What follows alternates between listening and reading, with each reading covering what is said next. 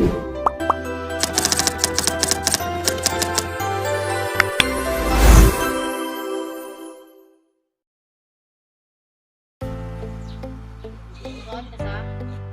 ka? Kaya pila ng ice cream. Muna tag di kanina. Mura na tag Jason. Ya, pwede may mangutana og mga presyo ya sa inyong baligya kay sa project ra na mo ya bang. Kaya ya.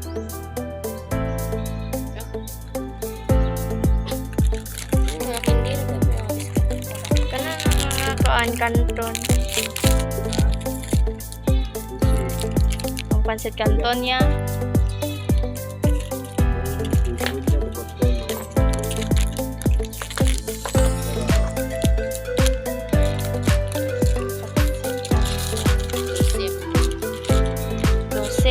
Ay. Kuan, noodles. Ay, pareho na sila. Ang noodles, 12. Kanang sardinas ya. 27. Ang say 27 na ya. Suan, pila na itong ipangutan na?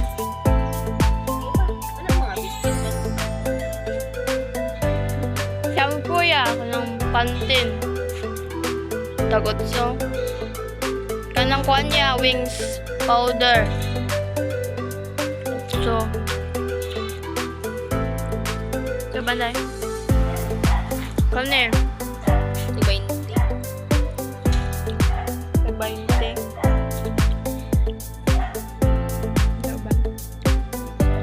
Biskuit ya. Pila? Toothpaste. 12. Crispy fry.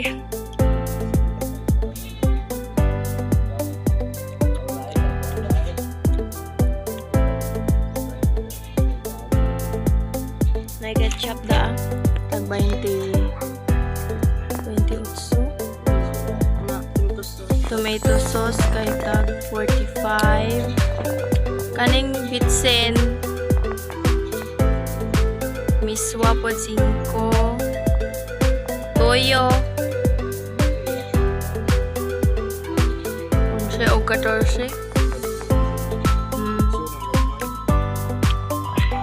Kaning mga teacher tag G's na po tag 12. Kaning pan nya benching ko ang kuan putos. Kaning juice kay tag 24. Very good.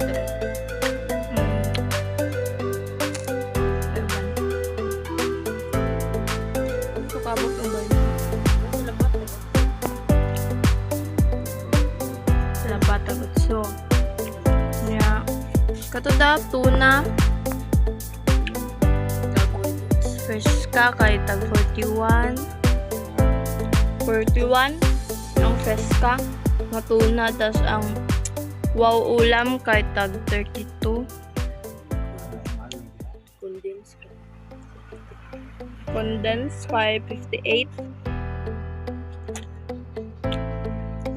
Anyuhang sister with wings tag size buok. Sister with wings nga kanang napkin. Nya fried nga bar 8. Speed bar po 8. So banday. Toothbrush ya tag pila 20. Tas aga ng shave kay 25. Ang kandila kay 5 og 20. Ang kuan conditioner nyo nga ka ng cream silk kay kuan man nag-noibit no. Tapi yan ang gatorin ninyo te.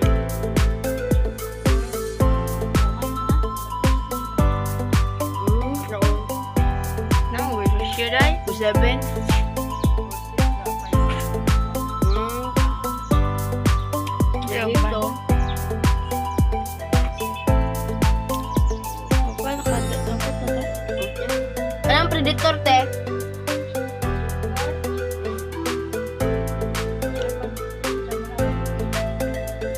kamatis. Ahos 12, Bombay. Asan yung itlog, te? Padapit. Medium kay tag. 11. Lapas na ni. Product 25 product mo sa Katete, last. 11.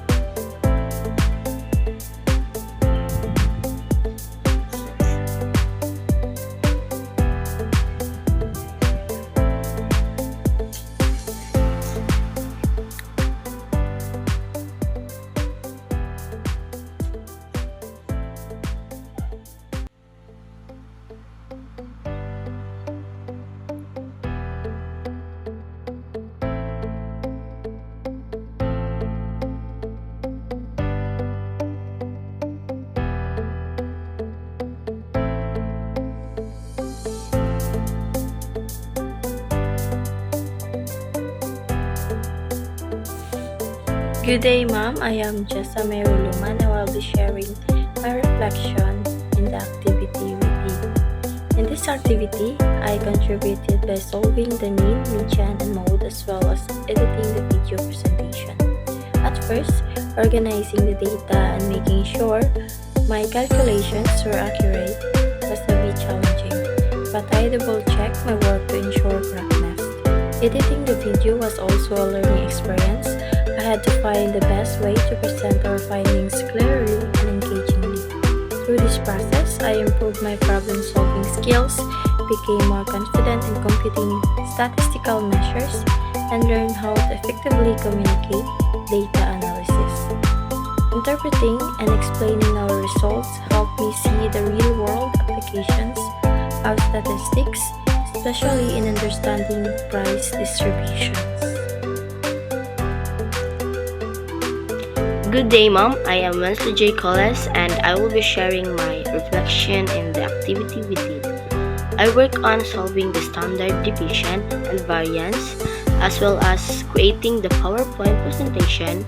At first, I found variance and standard deviation tricky, especially when dealing with large numbers. But after practicing, I became more comfortable with the calculations. Designing the PowerPoint required careful organization to make sure the information was clear and visually appealing.